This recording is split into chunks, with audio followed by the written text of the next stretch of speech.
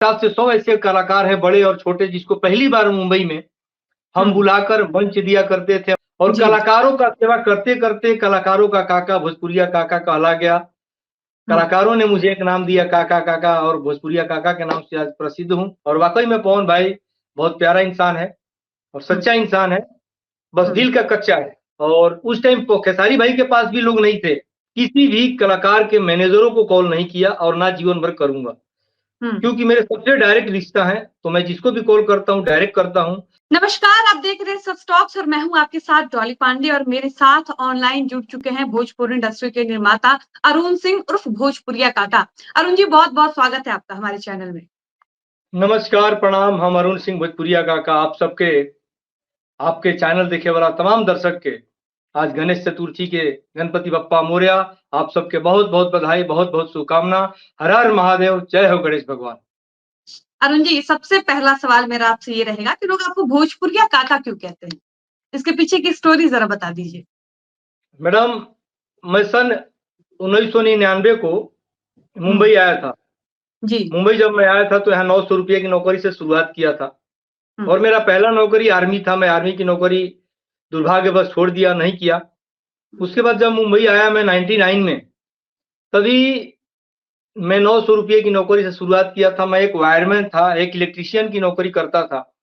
लेकिन आरा जिला बिहार का रहने वाला हूँ, आरा से चलकर जब मुंबई आया था, तो यहाँ देखा कि यूपी के लोग ज़्यादा हैं और बहुत ज़्यादा हर त्योहार में सिर्फ़ बिरहा होता था। हमारे आरा जिला में बिरहा है नहीं, बिरहा तो यूपी का चीज़ है। तो हमने ये देखा कि हमारे आरा जिला और हमारा उत्तर प्रदेश और बिहार, ख़ास करके हमारे बिहार में भोजपुरी का जो गढ़ है, भोजपुरी का कार्यक्रम कहीं नहीं हो रहा है। तो मैं सन 2001 से जब मैं थोड़ा सक्षम हुआ, थोड़ा अच्छा हुआ, तो 2001 के बाद से मैं सन 2001 से लेकर 2018 तक मैंने नहीं भी तो 1200 से 1400 स्टेज शो मैंने करवाए अपने माध्यम से। जी। और मुंबई में आने वाला तमाम भोजपुरी कलाकार, जिसमें नहीं भी होंगे तो 50 से 100 ऐसे कलाकार हैं बड़े और छोटे जिसको पहली बार मुंबई में हम बुलाकर मंच दिया करते थे। मंच दिए हैं, किसी को फ़िल्म दिए हैं, किसी को डांस सिखाने के लिए भेजते थे, किसी को एक्टिंग के लिए भेजते थे। जो जी। हमसे हो पाता था, मैंने ये कोशिश किया कि हमारा उत्तर प्रदेश, बिहार का आने वाला कोई भी कलाकार जी। इस मुंबई में कष्ट ना करे, तकलीफ ना करे और तमाम कलाकारों को मुंबई में बुलाकर रखना, मेरे से जो होता है मैंने सेवा किया। हालाँकि मेरी क्या औकात और मेरी क्या अस्तित्व है कि मैं सेवा करूँ। ईश्वर का एक ज़रिया रहा हूँ, ईश्वर का एक कृपा रहा है मेरे ऊपर। तमाम गायकों को मैं बुलाते गया, मंच देते गया, कलाकार यहाँ पे मंच करते आप गए कह रहे हैं और कि भोजपुरी कलाकारों के का जितने बड़े सुपरस्टार्स हैं, सबको शुरुआत में प्रमोट आपने ही हमारे किया है। हमारे उम्र के हिसाब से जितने भी हैं, सबको हमने मंच देने का काम किया और मुझे लगता है कि 1400 से ज़्यादा स्टेज शो मेरे माध्यम से हुए हैं और जी। कलाकारों का सेवा करते-करते कलाकारों का काका भोजपुरिया काका कहला गया। कलाकारों ने मुझे एक नाम दिया काका काका और भोजपुरिया काका के नाम से आज प्रसिद्ध हूँ। हुँ। जी। अच्छा, एक पवन सिंह का एक वीडियो सोशल मीडिया पर बहुत वायरल होता है, जिसमें वो कह रहे होते हैं कि हम पहली बार जब फ्लाइट में चढ़े थे तो बहुत ज़्यादा डर रहे थे और कहीं न कहीं ये भी सुनने को मिलता है कि पवन सिंह पहली बार अपने जीवन में फ्लाइट पर तब चढ़े, जब वो आपकी शादी में जा रहे थे। तो इसके पीछे की कहानी क्या है और ये कितनी सच्ची कहानी है, ज़रा आप बताइएगा? बिल्कुल, ये सच्चाई है। पवन भाई जी। हमारे बचपन के दोस्त हैं जी। और पवन भाई पहली बार मुंबई आए थे 2005 में एक कार्यक्रम हुँ। तिलक का कार्यक्रम करने के लिए ही। हुँ। उस टाइम पे फ़ोन, जी फ़ोन, गूगल ये सब नहीं हुआ करता था। जी, तभी जी। यहाँ से उस टाइम पोस्ट ऑफिस में पैसे मनी ऑर्डर हुआ करते थे। हुँ। उस वक़्त पवन भाई पहली बार कार्यक्रम करने के लिए आए थे बम्बई में 2005 हुँ। में एक तिलक का कार्यक्रम था। हुँ। और ये सत्य है कि मेरी शादी 2006 में हुई थी। पवन हुँ। भाई भोजपुरी के मोहम्मद रफ़ी हैं, एक अच्छे कलाकार हैं, एक अच्छे गायक हैं जी। और सुपरस्टार हैं। हमारे लिए हुँ। तो सुपरस्टार नहीं, हमारे लिए एक भाई हैं, हमारे बचपन के मित्र हैं और दोस्त हैं। और ये सच है हुँ। कि हमारी शादी में मैंने सिर्फ़ बोला ही था पवन भाई को कि भाई हमारे तिलक में कार्यक्रम तुमको ही करना है। हुँ। तो पवन भाई ने बोला कि मैं तेरा कार्यक्रम करूँगा और पवन भाई पहली बार फ्लाइट में मुंबई हुँ। से पटना और पटना से आके आरा हमारे डायरेक्ट मेरे घर पर ही आए थे और आने के हुँ। बाद पूरी रात उन्होंने तिलक का कार्यक्रम मेरा किया और उन्होंने दोस्ती का रिश्ता फर्ज़ निभाया। निभाया। वो एक जी। मेरे ऊपर कर्ज रहता है कि वो भाई ने बम्बई से आकर और मेरे शादी में पहली बार जबकि वो फ्लाइट में बैठने के लिए बहुत डरते थे और आज भी वो डरते हैं। तो आए और पूरी रात कार्यक्रम किया पवन भाई ने, और वाकई वो भोजपुरी के मोहम्मद रफी हैं। और मैं सौभाग्यशाली हूँ कि मेरे हाथों ही पवन भाई को मंच पर मोहम्मद रफी अवार्ड से सम्मानित किया गया। वो हाथ मैंने ही उनको सम्मानित किया था अपने हाथों, उस भाई को। और वाकई में पवन भाई बहुत प्यारा इंसान है और सच्चा इंसान है, बस दिल का कच्चा है, थोड़ा सा कान का कच्चा है, सुनता कच्चा है पवन भाई, लेकिन इंसान बहुत अच्छे हैं। तो मेरी शादी में पवन भाई पहली बार फ्लाइट में बैठे थे और फ्लाइट में बैठने के बाद पटना गए और पटना से मेरे कार्यक्रम को किए थे, तिलक का कार्यक्रम था। अच्छा, आपने कहा पवन सिंह आपके बचपन के दोस्त हैं, आप उनको बहुत करीब से जानते हैं, उनको आप भाई भी बता रहे हैं। तो पवन सिंह के बारे में जो लड़कियां कहती हैं, जो उन पर आरोप लगाती हैं, जो एलिगेशंस उस पे लगते हैं कि पवन सिंह ऐसे हैं, वैसे हैं, कपड़ों की तरह लड़की बदलते हैं, इन सब पर आपको क्या लगता है कि कितनी सच्चाई है? चूंकि आप पवन सिंह को करीब से जानते हैं तो आप बेहतर बता पाएंगे, पवन सिंह कैसे हैं? देखिए, ये सत्य है। मैं आपके चैनल के माध्यम से बताना चाहूंगा कि पवन भाई हमारे बचपन के मित्र हैं, बचपन के दोस्त जी। हैं, आज बड़े कलाकारों में से एक हैं, भोजपुरी के एक स्तंभ हैं। लेकिन ये भी सत्य है मैडम कि आज पवन भाई से मुझे बात हुए, नजदीक से मिले हुए 7 साल हो गए। क्या तो बात आप समझ सकती हैं, आप समझ सकती हैं कि इतना करीबी मित्र होने के बाद भी आज हम उनसे दूर हो गए। रीजन ये है कि पवन भाई में कमियां नहीं है। क्यों लोगों ने क्या उनको मेरे बारे में बोला, क्या पता नहीं मुझे, लेकिन मैं तो यही चाहता हूँ कि हे प्रभु, जहाँ वो भाई रहे, मस्त रहे, स्वस्थ रहे। लेकिन मेरी बात नहीं होती है। और दूसरी बात रही लड़कियों की, तो इसमें मैं कोई टिप्पणी नहीं करना चाहूंगा, क्योंकि वो लड़कियां ही बता सकती है क्या सत्य है क्या नहीं। और वैसे भी जो नामी होता है उसी को बदनाम भी किया जाता है। तो सत्य को मैं नहीं पुष्टि कर सकता कि क्या सच है क्या नहीं। अच्छा, लेकिन पवन सिंह को लेकर कहा जाता है कि वो दिल और कान दोनों के कच्चे हैं। कोई फैंस, कोई नहीं, उनका करीबी उनको आकर अगर भड़का देता है तो वो उसकी बातों में आ जाते हैं। सच क्या है देखिए कि पवन जानने की भाई, कोशिश भी नहीं करते हैं। नहीं ये सच्चाई है कि पवन भाई दिल का राजा लड़का है, बहुत सच्चा इंसान है और किसी पे विश्वास करता है तो आंख बंद करके विश्वास पवन भाई करते हैं किसी पे भी। और वाकई वो मतलब जितना उनके बारे में कहा जाए वो बहुत कम होगा पवन के बारे में, क्योंकि मैं उसको बहुत नजदीक से और बहुत अच्छे से जानता हूँ। और बहुत हम लोग मुंबई में भी काफी करीब हम लोग बहुत साथ में रहे हैं, काफी जीवन हम लोगों ने निकाला है। तो पवन भाई कान के कच्चे जरूर है, लेकिन दिल के सच्चे और बहुत अच्छे हैं। हाँ, कान के कच्चे हैं, ये मैं भी बोलता हूँ। आज कान के कच्चे हैं, तभी मेरे और पवन भाई की इतनी करीब और इतनी बचपन की मित्रता होते हुए एक वक्त था कि पवन भाई का मुंबई में सबसे पहला मित्र मैं ही था, क्योंकि उनसे पहले मुंबई मैं आया था। बाद में आज 500 दोस्त हो गए, 500 रिश्तेदार हो गए, 500 साले हो गए, 500 चमचे भी हो गए कहा जाए तो। लेकिन हमारे लिए पवन भाई है हमारे लिए बहुत बड़े तोप नहीं, हमारे लिए बहुत बड़े कुछ नहीं। हमारा एक मित्र है, हमारे बचपन के दोस्त हैं, हमारे लिए भोजपुरी का एक स्तंभ है। और ये सच है कि वो दिल का राजा लड़का है और बहुत प्यारा इंसान है पवन भाई, इसमें कोई दो राय नहीं है। अच्छा, भोजपुरिया काका का खेसारी लाल यादव से कैसा संबंध है? भोजपुरिया काका का शायद ही कोई ऐसा कलाकार है जिससे अच्छा संबंध ना हो, क्योंकि खेसारी भाई से भी मेरा वही संबंध है। और खेसारी भाई ही नहीं, भोजपुरी के तमाम ऐसे कलाकार हैं जिससे मेरी बहुत अच्छी मित्रता है, बहुत अच्छी एक भाई का प्रेम है। खेसारी हमारे छोटे भाई हैं। आज खेसारी भाई जिस बंगला में रहते हैं वो बंगला खेसारी को मैंने ही दिलवाया था।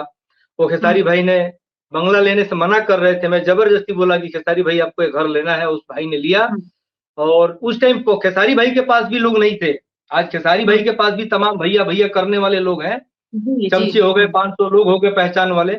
लेकिन बहुत से कलाकारों का पहला भोजपुरिया काका ही मुंबई में मैं ही पहला था।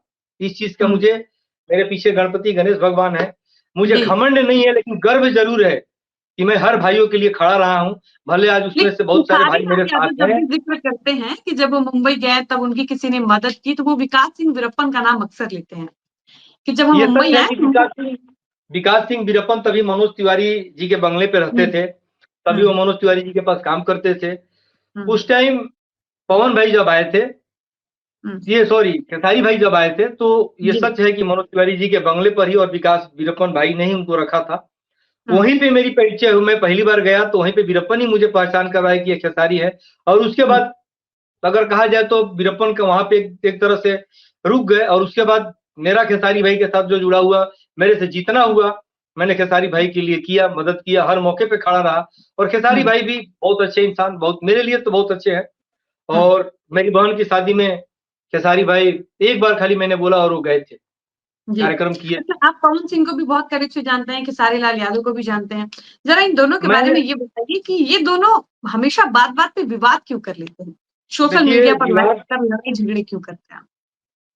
विवाद के बारे में तो मैं कुछ नहीं बोलूंगा, क्योंकि खेसारी भाई से भी आज मुझे मिले हुए 4 साल हो गया। अच्छा। मुंबई में रहता हूँ, बगल में रहता हूँ, लेकिन मिलना 4 साल हो गया। तो मैंने खुद से बहुत सारी दूरियां बना ली, क्योंकि एक समय था कि बहुत मैं लीन रहा करता था इन सब चीजों में, लेकिन कुछ ऐसी चीजें हुई कि मैं थोड़ा दूर हो गया। लेकिन खेसारी और पवन की बात नहीं कर रहा हूँ, अरविंद अकेला कल्लू हो, छोटू छलिया हो, गोलू राजा हो, अंकुश राजा हो, तमाम गायक, प्रमोद प्रेमी हो, राकेश मिश्रा हो, सभी गायक हमारे भाई जितने भी, और ये तो 10 नाम मैं ले रहा हूँ, कम से कम 200 ऐसे गायक हैं, गायिका हैं, जिन्हें मेरे थ्रू उनको प्रेम मिला होगा, प्यार मिला होगा, आशीर्वाद मिला होगा। मैंने कभी भी आज तक मुंबई में ना जात देखा, ना पात देखा, ना यूपी देखा, ना बिहार देखा, ना धर्म देखा। बस मुझे ये पता था कि ये गायक है, इसके गले में मां शारदे विराजमान है, तो मेरे से जो बन पाया, ईश्वर का मैं जरिया रहा, जो ईश्वर मेरे से कराते गया मैं करते गया। और गोलू राजा की बात करूं तो गोलू राजा तो जब 12 साल का था तो पहली बार मुंबई आया था, और गोलू को तो पहली बार फिल्म में मैंने गाने गवाए, फिल्म में हीरो भी उसको मैंने पृथ्वीराज में उसको मौका दिलाया। छोटू छलिया भाई और गोलू राजा मेरे दिल के सबसे करीबी कलाकारों में से हैं, तो ये सबसे करीबी है आज की डेट में। वैसे सभी कलाकार मेरे करीबी है, लेकिन एक होता है ना कि घर से लगाओ जुड़ाओ, तो छोटू छलिया और गोलू राजा से विशेष रहता है।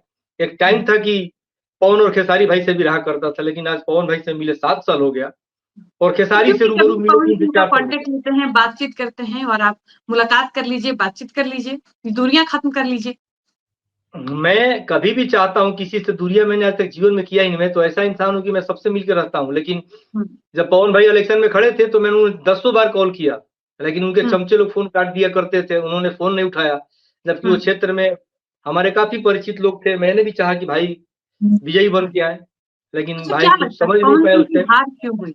आपकी नजर में इसके पीछे की वजह क्या हो सकती है? क्यों हार गए पवन सिंह? हार की वजह ये हुई कि वो आंख बंद करके बहुतों पे विश्वास किए। अच्छा, अच्छा, जी।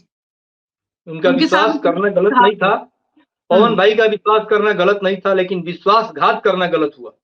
जी, जिन तो लोगों ने किसने किया? विश्वासघात आपने ही किया लोगों ने किया या फिर कोई बाहरी था? किसने नहीं, छला जो पवन उनके सिंह को? इर्द गिर्द जो उनको करीबी समझते थे, जिनके ऊपर पवन भाई को ज्यादा भरोसा था, उन लोगों ने धोखा दिया होगा, क्योंकि मैं तो प्रचार में गया भी नहीं। मैं 10 जी। बार कॉल किया, मेरा फोन नहीं उठाए थे। आपने किसको कॉल किया था? उनके उस वक्त उनके मैनेजर दीपक सिंह थे। आपने डायरेक्ट उनको किया मैं था या पवन? मैं आपको एक चीज स्पष्ट चैनल के माध्यम से बताना चाहूंगा मैडम, मैंने आज तक कभी अपने जीवन में किसी भी कलाकार के मैनेजरों को कॉल नहीं किया, और ना जीवन भर करूंगा, क्योंकि मेरे सबसे डायरेक्ट रिश्ता है। तो मैं जिसको भी कॉल करता हूँ डायरेक्ट करता हूँ, अगर उनको बात करना होगा तो करेंगे, नहीं करना होगा नहीं करेंगे। नहीं तो मैं अपने जीवन में स्वाभिमान से समझौता कभी नहीं किया, क्योंकि मैं कभी मैनेजर लोगों को कॉल नहीं किया, और पवन मेरा सिंह भी यही रिकॉर्ड ही कहते नहीं हैं रहा। कि वो अभिमानी नहीं है, लेकिन वो स्वाभिमानी जरूर है। कौन? पवन सिंह किसके लिए कहते हैं ये बात? पवन सिंह बिल्कुल है, बिल्कुल इस बात में मैं मानता हूँ कि पवन स्वाभिमान तो कहीं ना कहीं पवन में झलकता है, स्वाभिमानी तो है वो, इसमें कोई अच्छा, दो अगर राय पवन नहीं है। सिंह ये इंटरव्यू आपका देखे तो उनके लिए क्या मैसेज होगा? क्या संदेश आप देना चाहिएगा इस इंटरव्यू के माध्यम से? पवन भाई को इस इंटरव्यू के माध्यम से यही बोलूंगा कि पवन उहे ही अरुणवा ह जो रात दिन एक करते रहत रही जा, घूमत रही जा, प्रेम और प्यार रहे, ये गो बोली पर तू कहीं भी आवत रह, हम तरह लगे कहीं भी आवत रही। आज किस तरह से का कह देल, कौना के कहला में पड़ गिल कि एगो प्रेम के धूल चटा देला, और उ प्रेम आज तक फिर दोबारा लौटल ना। तो हम चाहम कि भाई स्वागत बा, उहे अरुणवा ही हमरा दिल में, तू उहे पवनवा हवा, उहे हमार भाई हवा, कि पूरा छाती चौड़ा बा एकदम, दिल गदगद हो जाई जइया हम दोनों भाई के बीच में कोनो लोग ना रह जाए। एक आखिरी सवाल, गर्त में जा रही भोजपुरी भाषा को बचाने के लिए क्या कुछ प्रयास करना चाहिए भोजपुरी इंडस्ट्री के लोगों को?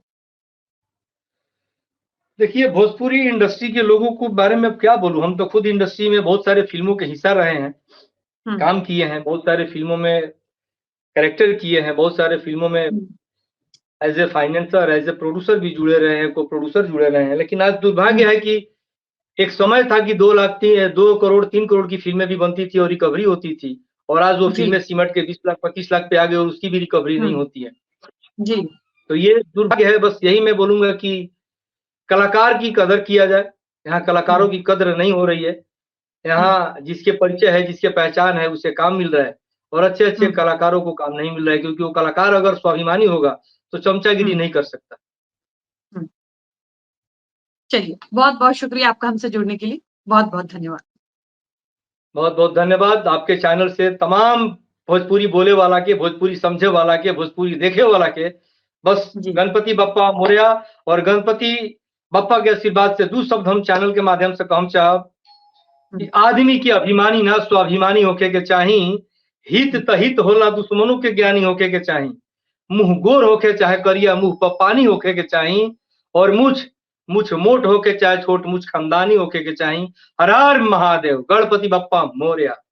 जी, धन्यवाद।